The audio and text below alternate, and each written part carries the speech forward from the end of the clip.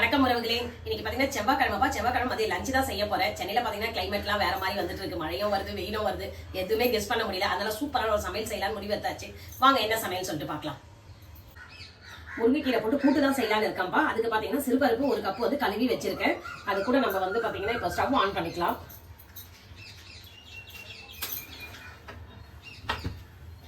இந்த மாதிரி சாதமும் வச்சிருக்கேன், அதுவும் ஆன் பண்ணிக்கலாம்.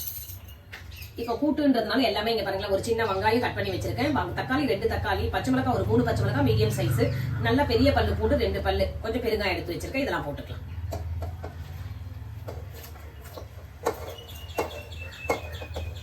சிறுபருப்புல செய்யறதுனால இந்த கூட்டு வந்து பாத்தீங்கன்னா ரொம்பவே டேஸ்டா இருக்கும். சிறுபருப்பு சீக்கிரமாவும் வெந்துடும். அதுக்காக தான் இந்த காய்கறிகளை நம்ம பொடியா கட் பண்ணி போடுறோம். மஞ்சள் தூள் போட்டுக்கலாம், 1/2 ஸ்பூன் மஞ்சள் தூள்,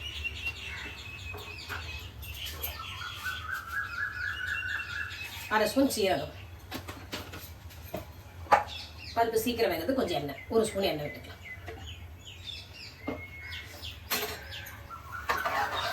இதெல்லாம் ஒன்றா கலக்கி இப்போ மூடி போட்டு மூடி வச்சுட்டு ஒரு 2 விசில் விட்டா போதும்.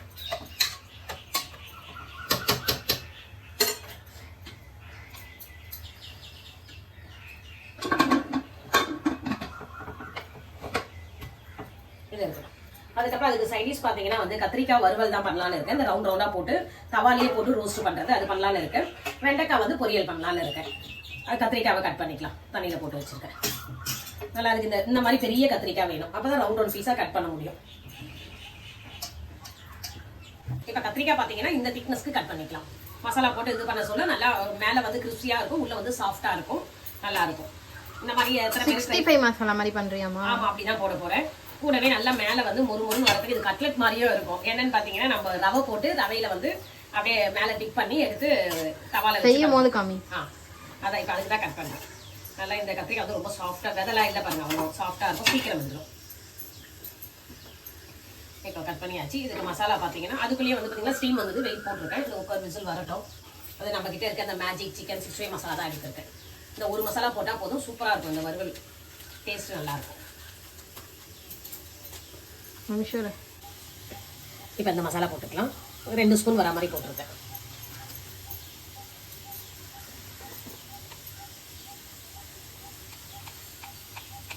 ஒரு ஸ்பூனுக்கு மிளகுத்தூள் போட்டுக்கிறேன். இதுலேயே ஆல்ரெடி உப்பு இருக்கும்ப்பா, அதனால உப்பு சேர்க்க தேவையில்லை, அந்த உப்பே இதுக்கு போதும். இப்போ இதுக்கு தேவையான அளவு தண்ணி ஊற்றி இந்த மசாலா மிக்ஸ் பண்ணிக்கலாம்ப்பா. இந்த நான் போடுற ஒவ்வொரு ரெசிபியுமே பார்த்தீங்கன்னா உங்களுக்கு ரொம்பவே ஈஸியாகவும் சிம்பிளாக தான் இருக்கும். இது நல்லா, ஆனால் டேஸ்ட்டு வேறு லெவலில் இருக்கும். நீங்கள் எல்லாமே ட்ரை பண்ணி பாருங்கள். நிறைய பேர் பார்த்துருக்காங்க, சூப்பர்னு சொல்லியிருக்காங்க. நீங்கள் புதுசாக பார்க்குற மாதிரி இருந்தீங்கன்னா இதெல்லாம் ஒரு தடவை ட்ரை பண்ணுங்கப்பா, நல்லாயிருக்கும். இந்த கத்திரிக்காய் வந்து பார்த்தீங்கன்னா ஊரில் இருந்து எடுத்துகிட்டு வந்ததுப்பா. அது மரத்தில் வளைஞ்சதுன்னு சொல்லி, செடியில் வளைஞ்சதுன்னு சொல்லி கொடுத்துட்டாங்க. நல்லா பெருசாக சூப்பராக இருக்கும், சீக்கிரம் வெந்துடும் வேறு, நல்லா டேஸ்ட்டாகவும் இருக்கும் இது. இப்போ இதுக்கு எல்லாம் மசாலா போட்டாச்சுப்பா கத்திரிக்காய்க்கு. இது ஒரு 5 நிமிஷம் ரெஸ்ட் கொடுக்கலாம், ஊறட்டும். அப்போ தான் அந்த மசாலா ஊறட்டும். ஊறின பிறகு நம்ம ரவை போட்டு அதை வந்து ரோஸ்ட் பண்ணிடலாம்.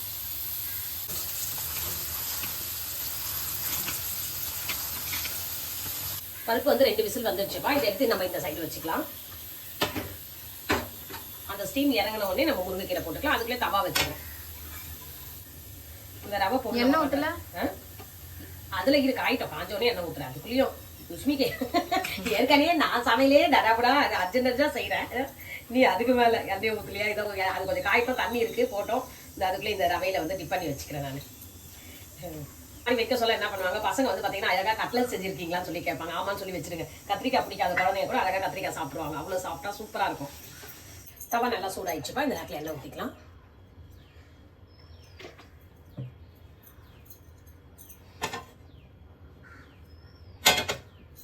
இப்போ நம்ம கத்திரிக்காய் வந்து ஒன்று எடுத்து அடுக்கி வச்சுக்கலாம் எண்ணெயில் படுற மாதிரி.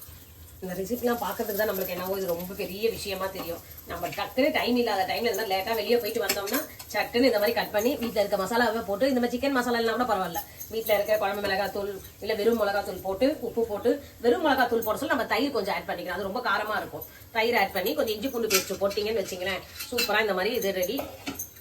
நம்ம ஒரு புதுமையாகவும் செஞ்சு கொடுத்தா மாதிரி இருக்கும். சரி போகிறதா?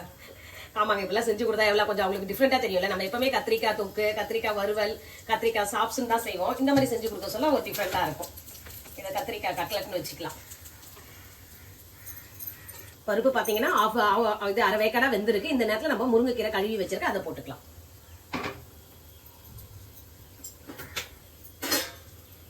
கழுவி தண்ணி எடுத்து வச்சிருக்க இதை போட்டுக்கலாம்.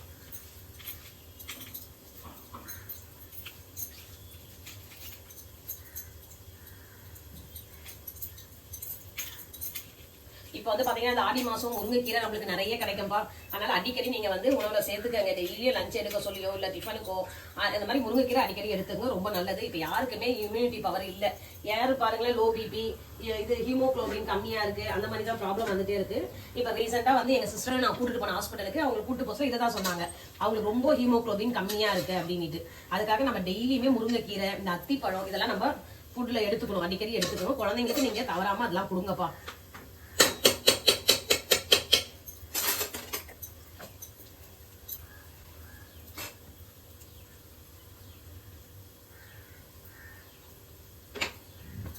மொத்தி குச்சி சேவிங் டிப்ஸ் அது. சாத்தி வச்சு சேவிங் டிப்ஸ் சொன்னேன். இது லைட்டர் வந்து காலி ஆயிடுச்சு. காலி ஆயிடுச்சா? ஆமா, அது ரிப்பேர் ஆயிடுச்சு, ஒர்க் ஆகாது. அதான் காலி ஆயிடுச்சுன்னா அதுக்குள்ள அந்த இது இருக்கும் பாத்தீங்களா, நெருப்பு வந்துட்டே இருக்கும் இல்லையா, RIP போட அந்த கேஸ் வந்து காலி ஆயிடுச்சு. அதனால நம்ம புதுசு வாங்கிட்டு வர சொல்லியிருக்கேன். அதனால வத்திப்பட்டியை வச்சு இப்படி பண்ணிக்கிறேன். இதுக்கப்புறம் கொஞ்சம் எண்ணெய் விட்டுக்கலாம்.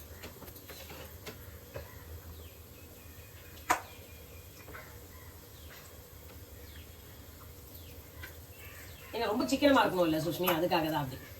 சரி, எவ்வளவு சிக்கன்ன்றியா? ஒன்று திருப்பி போட்டுக்கலாம். இன்னும் கூட கோல்டன் ப்ரௌன் வரணும்.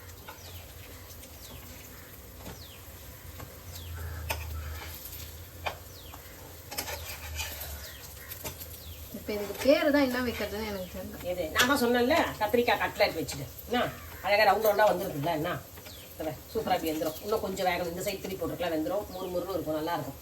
இது வந்து நம்ம சாப்பாட்டுக்கு சைடிஷாலாம் வச்சு சாப்பிட சொல்ல, அப்படியே ஸ்நாக்ஸ் மாதிரி வெறுமனே சாப்பிட்டுக்கலாம். சாப்பிடுவோம் வெள்ளைக்கும்.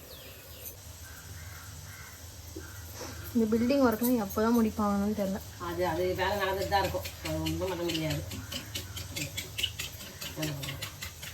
உங்களுக்கு கொஞ்சமாக கொத்தமல்லி போட்டுருக்கேன், வாசனைக்காக தான். ஆமாம்,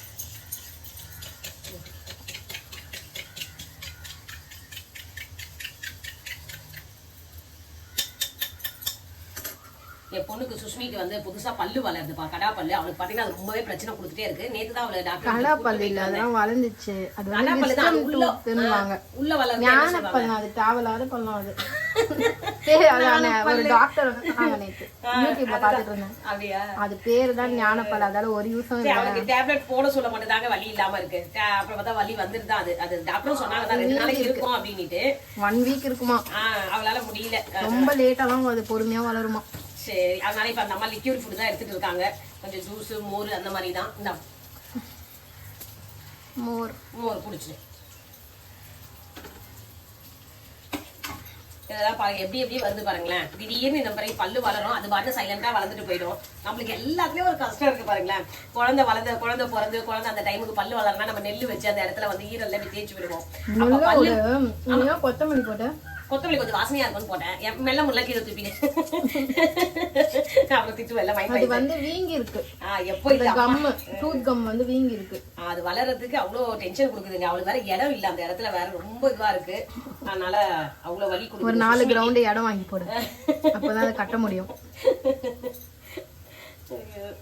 என்ன பண்றது, அதனால சுஷ்மியால இது ஒன்றும் முடியல. அவளை கஷ்டப்பட்டு உட்கார வச்சு நான் வீடியோ எடுக்கிறேன். அதுக்குதான் இது சிம்பிளான சமையல் எடுத்தது. இதுவும் ஈஸியா முடிஞ்சிடும் டக்கு டக்குன்னு. கத்திரிக்காய் கட்லெட் வந்து சூப்பரா ரெடி ஆயிடுச்சுப்பா. மசாலா, கத்திரிக்காய் மசாலா, கத்திரிக்காய் வறுவல். இங்க பாருங்க, சாஃப்டா உள்ள போது பாருங்க. மேல இந்த இது மட்டும் ரவை மட்டும் ஒரு முறை இருக்கும், சாப்பிட்றதுக்கு நல்லா டேஸ்டா இருக்கும். இதுல எக்ஸ்ட்ரா ரவை வந்துருச்சு போல, இருக்கிறதுலாம் அள்ளி அதுல தான் போட்டிருக்கேன் நான். சரி, ரெடி ஆயிடுச்சு, எல்லாமே ரெடி. எடுத்து இந்த சைடு வச்சுட்டு இப்போ வெண்டைக்காவும் கழுவி வச்சுட்டு இப்போ அதை கட் பண்ணி வெண்டைக்காய் பொரியல் பண்ண வேண்டியதுதான். அவ்வளவுதான். இன்னைக்கு நம்ம வீட்டுல வந்து முருங்கைக்கீரை கூட்டு, கத்திரிக்காய் ரெடி ஆயிடுச்சா? அந்த முருங்கைக்கீரை வந்துருச்சு, ஆஃப் பண்ணி வச்சுல. இப்போ தாளிப்பு மட்டும் தான் கொடுக்கணும். நல்ல வேலை ஞாபகப்படுத்தின சுஷ்மி. எல்லாம் முருங்கை ரொம்ப ஓவரா பாயில் ஆகக்கூடாது. போதும், இதை ஆஃப் பண்ணி விட்டுட்டு அதுக்கு தாளிப்பு கொடுக்கணும். இதையும் ஆஃப் பண்ணிடலாம், எடுத்து வச்சுக்கலாம். இப்போ வெண்டைக்காவா? ஆமாம், வெண்டைக்காய் பொரியலுக்கு இது பாருங்க, சின்ன வெங்காயம் ஒரு 6 வெங்காயம் கட் பண்ணி முடிச்சு வச்சுருக்க, தோல் உரிச்சு இதை கட் பண்ணிக்கலாம். வெண்டைக்காவையும் கழுவி வச்சிருக்கேன், அதுவும் கட் பண்ணிக்கணும், பொடிசா கட் பண்ணிக்கணும். வெண்டைக்காவை பொடியா கட் பண்ணிட்டேன். இப்போ வாங்க பொரியல் செஞ்சிடலாம். வெண்டைக்காய் பொரியல் வெண்டைக்காய் பொரியல் செய்ய கடாயில் தேவையான அளவு எண்ணெய் ஊற்றிக்கலாம்.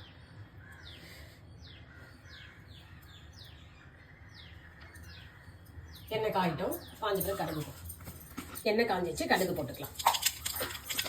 கடுகு பொரிஞ்சிச்சு, இப்போ சின்ன வெங்காயம் போட்டுக்கலாம். பூண்டு இடித்து சேர்த்துக்கலாம்ப்பா. இப்போ பூண்டு சேர்த்துக்கலாம். கூடவே கருவேப்பிலையும் போட்டுக்கலாம்.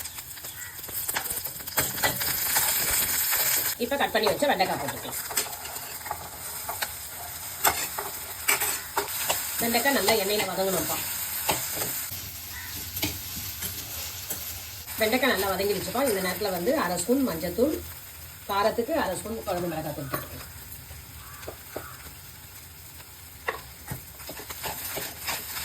மிளகாத்தூள் வந்து பச்சை வாசனை போகணும். அது வரைக்கும் எண்ணெயிலேயே வதங்கினா பொரியல் ரெடி ஆகிடும். இப்போ வெண்டைக்காய் பொரியலுக்கு தேவையான உப்பு போட்டுக்கலாம்.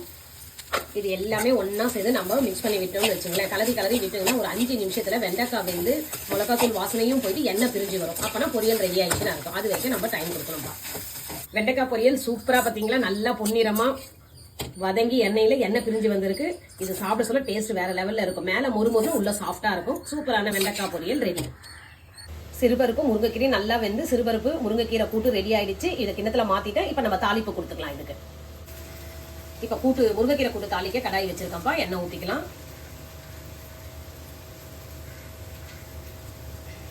எண்ணெய் காயிடும்.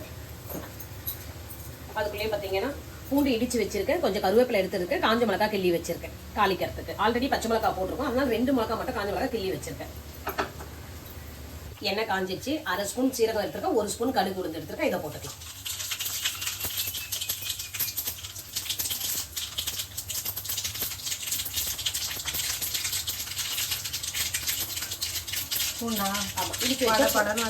இடிச்சு வச்ச பூண்டு போட்டுக்கலாம். இது வராது, அதுதான் எடுத்து வச்சுக்கேன். அப்படியே கூடவே காஞ்ச மிளகாவையே போட்டுக்கலாம், கருவேப்பிலையும் போட்டுக்கலாம்.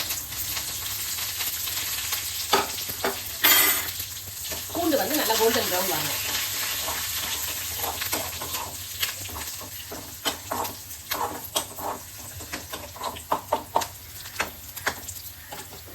அதுக்குள்ளே இந்த கூட்டுக்கு தேவையான உப்பு போட்டுக்கலாம். உப்பு இவ்வளோ நேரம் போடல, இப்போதான் போடணும். போட்டு எல்லாம் ஒன்றா சேர்த்து கலக்கணும். 1/2 ஸ்பூன் உப்பு. இப்போ பூண்டு கோல்டன் ப்ரௌன் ஆகிடுச்சா, அதுக்குள்ளே கலக்கி வச்சுக்கலாம்.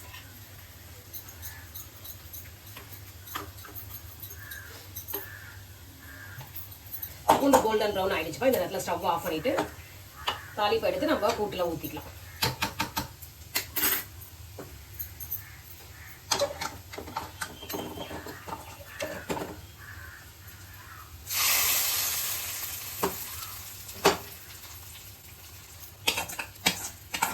சமையலெல்லாம் சூப்பராக ரெடி பண்ணிட்டேன், வாங்க பார்க்கலாம். சாதம் எடுத்து வச்சுட்டேன்.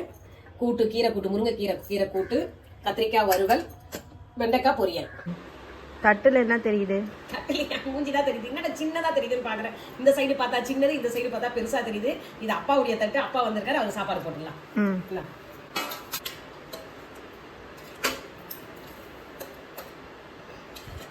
சாதம் எடுத்து வச்சுக்கலாம். சாதத்துக்கு என்னன்னு கேட்கலையா இன்னைக்கு?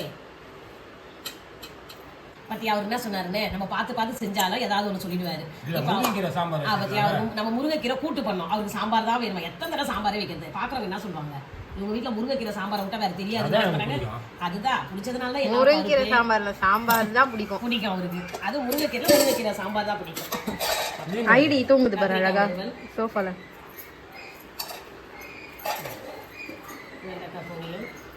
கத்திரிக்காய் வறுவல் இது மாதிரி இருக்கு, ஃபிஷ் ஃப்ரை மாதிரி இருக்கும் உங்களுக்கு. கட்லெட் அது. கட்லெட் மாதிரி இருக்கு. இந்த நெய் கூட சாப்பிட சொல்ல ஃபர்ஸ்ட் இது ஊத்தி. நெய் ஊத்தவா? நெய்